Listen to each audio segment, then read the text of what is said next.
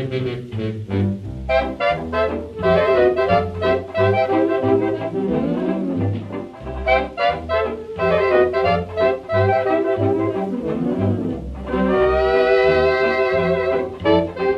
history, well, history is very, very long. It goes back to, antiquity. So I don't know if I really want to go that far back.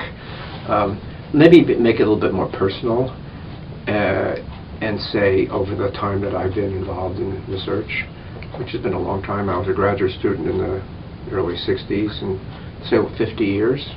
And I would say that there's been really a lot of advances, maybe not enough for most people, because when you're in the moment, things seem to be quite slow. But over long periods of time, if you survey them from a distance, several decades or 3 or 4 decades, it's really quite. You can see really big changes. I think that's the pace of life in general. So anyway, I was a graduate student in the mid-'60s, and let's take something like the brain. What we understood about the brain. Most of the time, I was very interested in psychophysics and its relationship to neurophysiology, and the only kind of psychophysics that I could conjure up in my mind at that time was something to do with the retina. No, and in other words, what were retinal ganglion cells doing in relationship to some kind of perceptual phenomenon? I worked on visual masking, and it's completely changed. Nobody even thinking about the retina right now. Maybe they should be, but they're not thinking about it at all. Basically, you're thinking of brain function, and basically anything goes, cortex or to a large extent. And so the potential is much, much larger. And I'm just thinking, I remember I read an article about cat association cortex when I was a grad student, and basically people knew nothing, really nothing. I mean, of course there was Brodmann and things like that, but in terms of animals, people knew absolutely nothing. And the whole posterior part of the brain, at least in macaques, is basically filled up now, and similar for humans. So that is a huge change. I think I was asleep a little bit for a while. I mean, when Hubel and Wiesel did their really important work in the late 60s, I guess, no, early 60s, they mapped the area V1, and then they found 2 other areas. They call it area 18 and 19, and those are already at least another visual area has been discovered using evoked potentials by Tablet and Marshall. So we knew about maybe 1 extra visual area, and now I lost count. I mean, when Allman and Van Essen maybe ended up 18. I wouldn't be surprised if there's 30 or could be 40 now. I don't really know. And there's a little tiny visual area in the cingulate, posterior cingulate, and anytime you come up with a visual area, it seems to be retinotopic. That's also very interesting. I mean, maybe you can't make a visual area other than being retinotopic. But so just in terms of mapping, just kind of like exploring the world. Okay, Columbus comes to America, and then all of a sudden the whole world, Magellan goes around the whole world. That's kind of what's happened in vision. So I really feel that's a major achievement. In terms of understanding visual perception, maybe it's not an achievement, but you just have to lay out the foundations, the territory, the world, essentially, and it's been done. I mean, I would say it's pretty amazing. Now, then there's all kinds of things that really, psychologically, I think there's really interesting thing. Well, first of all, there was the whole idea to relate visual perception to neurons. There was receptive fields and things like that. And that was, in some ways, very successful, but nobody cares about that anymore. I'm not quite sure why. But let me get to other things. For example, the idea of conscious vision versus unconscious vision. That's something we now know that there are a lot of visual processes that are not conscious. And I think people might have thought about it, but I think it's pretty well documented. People like Stan DeHaan and many other people have shown, not just using psychophysics or psychological experiments, but also using neural recording, fMRI, to show that their signals are getting in and having a behavioral consequence. So that's really quite important. People like Freud had postulated unconscious processing, but there was really a little basis for it. But here we really have some basis for visual processing that we're totally unaware of, but that's consequential. So that's a discovery. The whole division of the visual system according to dorsal and ventral, I think, is extremely important. Yeah, some people seem to think that vision's at a dead end, and I've had these feelings myself. I go to meetings and I see the same thing over and over again, and you don't see much progress. I think there's little lulls in activity and progress and things like that. That's natural. I think it's not dead, but I think one of the reasons why it might seem to be dead is that people seem to be focused on particular problems that aren't going to go anywhere, and there's so many wonderful things to do in vision, and it just hasn't been explored. People, for example, one of the things that everybody really wants to solve is was it working memory or something like that, or object recognition or something like that, and those might be important topics, or they might not be important problems. Let's take short-term, was it working memory? It's studied in such a, at least until recently, in a very narrow way. It's like a computer buffer, and how many things you can hold and how long, or things like that. But probably short-term working memory is very related to so many things like perception and long-term memory. You just can't really do it. So if you just take your problem and sort of isolate it, and then study it in a certain kind of way. You've made your own little petri dish, but maybe it's not a very good petri dish, and it's not going to go anywhere, and people will realize that and will find something else. So object recognition, I'm probably getting out of my depth here, might be one of these areas as well. Maybe it is important for humans to do object recognition, and it's something that monkeys can certainly do. But I think most animals don't do object recognition in the sense. As I said, I'm kind of a Gibsonian, and I think they basically, I call them affordances. They just do things to get through life. And for a squirrel, going to safety could be running up a wire or jumping into a hole and things like that. So those are, would you call those objects? I think I would call them affordances. That's the word that he used, and maybe that's the way he categorizes the world. And so, sure, objects are probably important for us and maybe for primates in the sense, but that may be, we may have run our course in terms of studying object recognition, and maybe there's something else that we should be doing. So I don't really feel that vision has come to an end. It's just that the particular line of research that people have taken may dry up or not be that useful or not be that. So I guess I'm been an advocate of just doing many things. We use our visual system for so many things, and I think that we just have to realize what they are and just use our imagination and go out into the world and see what they are. One of the most important things in vision is just knowing your environment around you. Most animals, not all, but most animals have a pretty good sense of a very large space around them, and it's very important to them. They have to get back, and so now we have, this is a super surprise, the study of the hippocampus, and the idea that there's a cognitive map there, that's something vision scientists should attack. What's the visual basis of that? And that's so important. I think many animals have to know where home is, where safe places are, and things like that.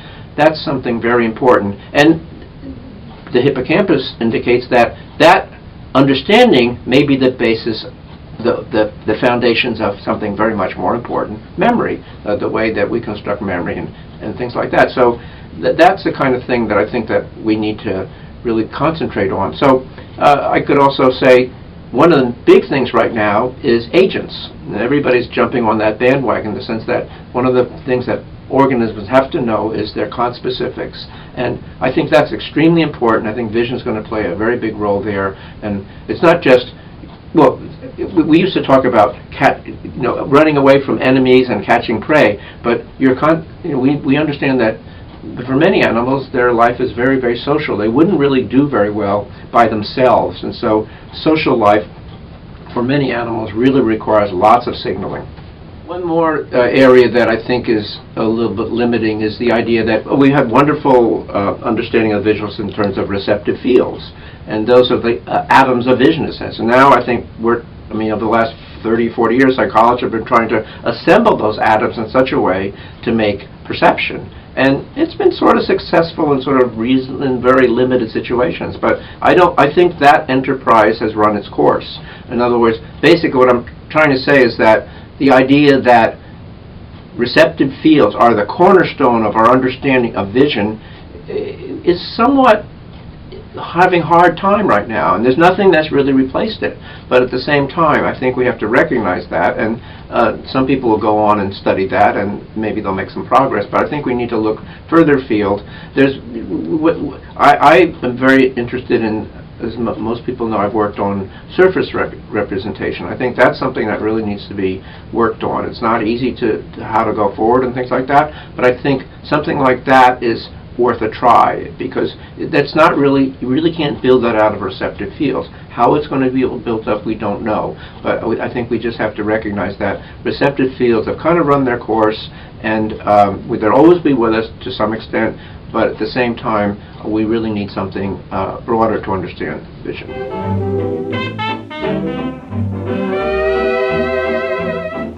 That's not science. Science doesn't declare victory. It's we're never satisfied. It's like kids at Christmas time. You get a bunch of presents, you know, they kind of think they're pretty good, and is that all there is? There's got to be more. And then there's always things, and maybe science will come to an end or something like that, and there's people who think that, and they've made an interesting case. I think vision is so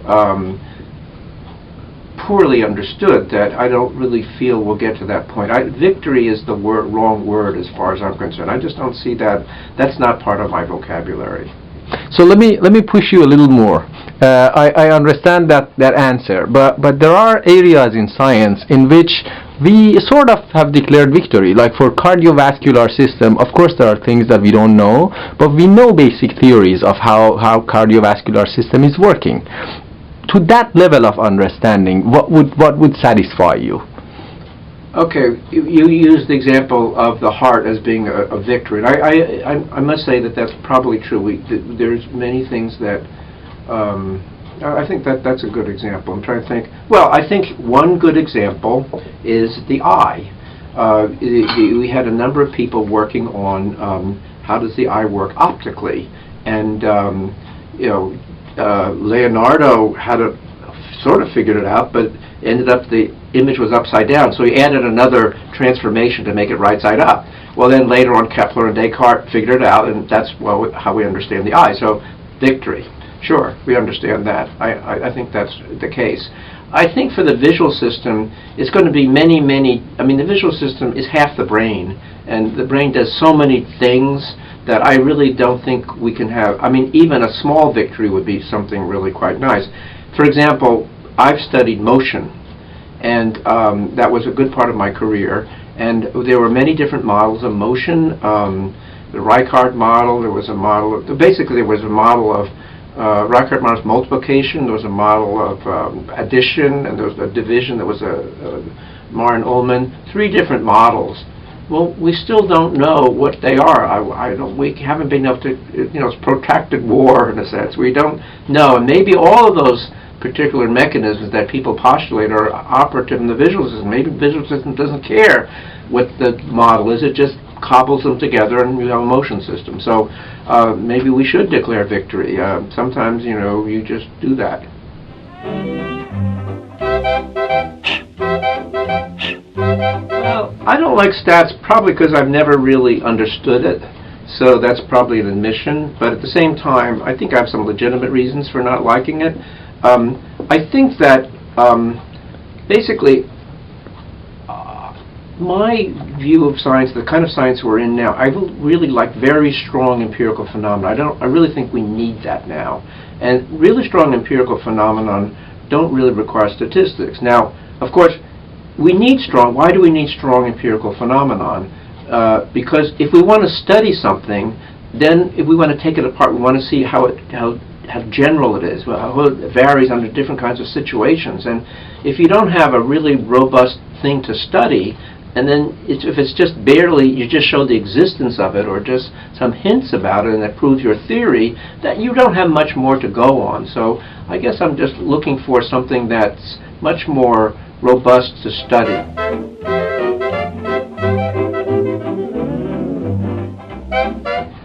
Yeah, I think one of the things I think that we're at least vision, I mean, other parts of psychology might be different, but vision I see as definitely part of psychology, but it is really embedded in the natural science. It has a really great tradition, Helmholtz and Maxwell, all kinds of very important people. So we have very strong connections to the natural sciences, and I believe biology. And biology doesn't operate the same way psychology does. In biology, you find something you think is an important thing to study, like the giant squid. You want to understand the action potential. You get a big giant axon and you study it, or something like genes with Drosophila, something like that, because it's something very accessible. And people don't have a hypothesis about Drosophila. They just say, I want to understand. This is an avenue for understanding. So I just want to go. And so what you're doing is, it's kind of like finding a new island that seems interesting and it has some very important meaning, and just studying it very carefully and to extract and squeeze out all the meaning from that particular and get to the general. I think the problem in psychology, you want to go from the general and make statements, but you really, I think in biology, that's the power of biology. It's been able to go to particular things and then by using very, very refined and powerful methods, understand that particular and then generalize it.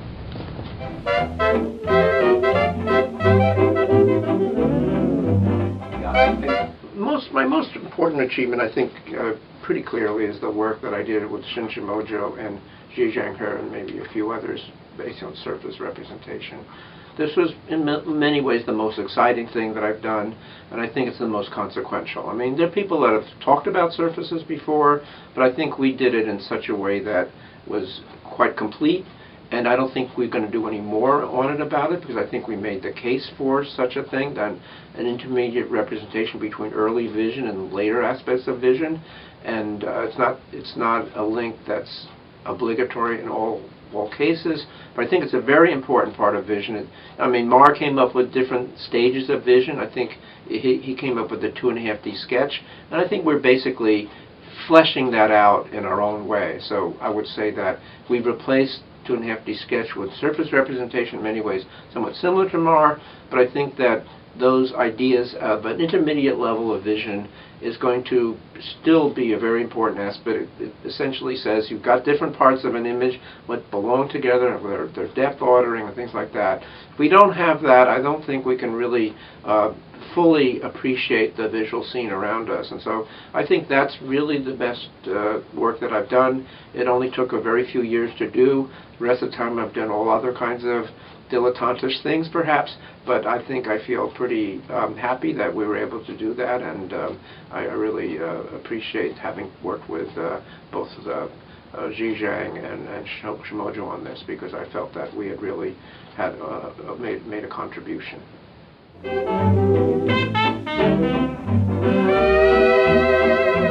Oh, that's interesting. I've read books where it's a whole book and there's just one piece of data, and it was okay, but I wasn't that thrilled. I think there's some really good stories that have no data. I think they're very, very good. I'm thinking of like Hebb's book, which came out in 1949, which I recommend to everybody to read. I haven't read it recently, but when I was starting graduate school, I read it, or when I was an undergrad, I thought it was really a revealing book, and I think it had tremendous influence on the field, because we had two different views of science. One was the brain. One was a Gestalt theory of electric fields, and that sort of explained invariance, possibly, at least the way they put it. And then you had point-to-point connections, but somehow the electric fields idea never could get to motor neurons, and then the specific connection where never could deal with invariance. And somehow Hebb, by postulating these circuits and phase sequences, and it was kind of super fanciful, but at the same time I think it really made people comfortable that they could go forward and study it. And so I think it really, people of the generation of like Mort Mishkin or something like that, it really helped.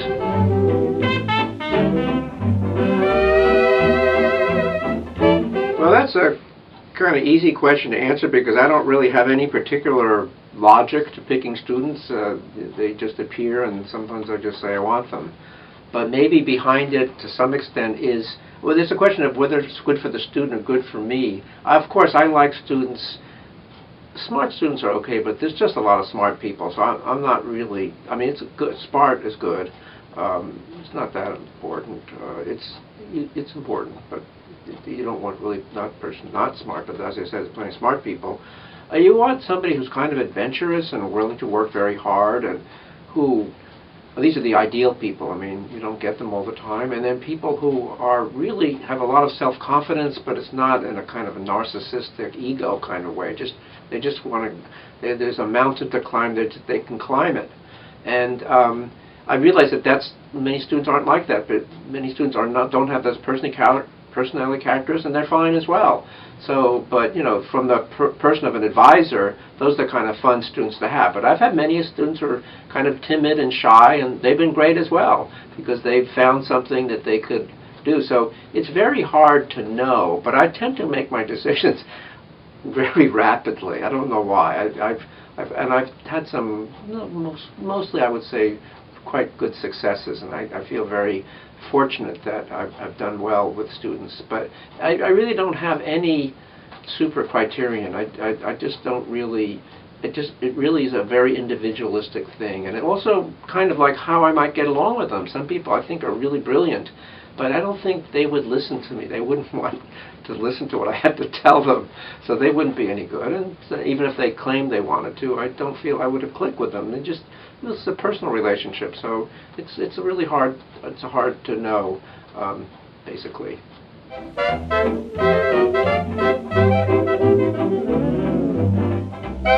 Gee, that's a hard one because at different times people influence you in different ways, and there's no single towering figure. As I said earlier, I really was very influenced by the work of James Gibson, but there's so many people along the way that have influenced me that I really feel indebted to in many ways, and some of it's very incidental. I mean, some person might have just made some comment. I remember I was interviewing a person for a job, and rather than talking about the job, we started having a long conversation about mathematics, and he said something to me about what theorems were, and he said that the proof of the theorem is not that important. It's just with the meaning of the theorem and how you can apply it. And for some reason, that stuck with me my whole life for the last 30 years. And that was just a conversation. But there are people, I mean, when I was a psychologist at UCLA as a grad student, I took a course, Introduction to the Nervous System course by Theodore Bullock. And I would say that in my early career, he influenced me tremendously. He was a neuroscientist, a comparative neurobiologist. And he just sort of gave me a lot more confidence that this was a very good field to work in. He was so eclectic. He just was interested in everything, and he sort of influenced my whole outlook in the sense that he really made that the study of the brain and the neurosciences was such a rich field that it could really bring other people to contribute. And for many decades after that, if I reminisced on something, I'd say to myself, was that before or after Bullock, like before or after Jesus or something like that? Other people have influenced me another person who sort of incidental influenced me a lot is Frank Oppenheimer, who created the Exploratorium. He was a very kind of annoying guy. He was a chain smoker, and he's just very slightly impolite and things like that. But just the fact that he developed this museum to make demonstrations was something that I realized that I wanted to do that. I didn't really want to just study something. I really wanted to make a demo. And so he influenced me a lot. And I learned a lot from people like Patrick Cavanaugh and particularly Chris Tyler. He was very into making demos.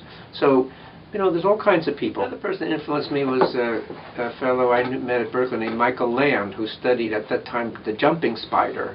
And he always used to say, use psychology of all your theories, but you should just study something and don't worry about your theories. And Michael was such a successful scientist that I really couldn't turn my back to him at all.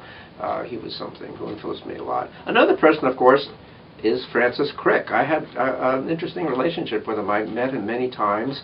And just the fact that Francis Crick was interested in the study of perception and the kind of things that I did, that was incredibly influential because Crick is a person that I regard as like the super scientist of the century. And the fact that he was interested in this just gave me a tremendous boost. Now that's a different kind of influence. That's just like adrenaline, just like you can't really, has lasted a very long time. Another influence that I had was kind of brief, and I think he really trashed my grant and stuff like that. But he's a guy who's very famous at one time, maybe 20 years ago, is David Robinson, who studied the Okamoto system. And he did control theory in the Okamoto system, and he was considered the person.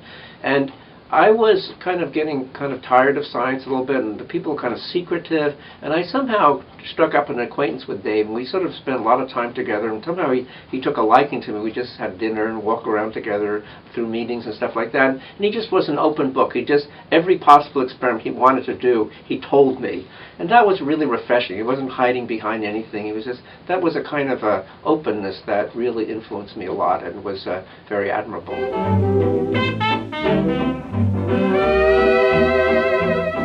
That's a hard one. I think it really has a lot to do with your own personality, what kind of person you are, what you want to play it safe, you want to go out and be adventurous, you want to learn something and create something. I really don't think that I think one of the kinds of intelligence that I think was Howard Gardner said was, I don't think he backed it up, but intelligence about yourself, what you like and what you really enjoy doing, what you think you're good at.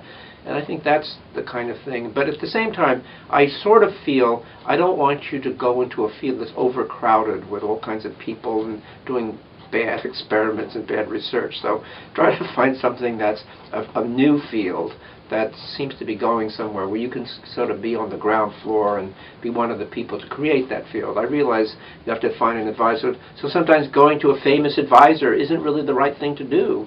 So you might go and try to find somebody who's up and coming, or maybe nobody recognizes, but you have the judgment to see that person is really a very good person. So you have to follow your own path to some extent and do that. It's a hard decision, but it's worth thinking about. But no, don't ruminate too much, because you've got to jump in and do it. Science is doing stuff, and so that's about all I can say. And good luck. Any message for future people who see this video in 1,000 years from now?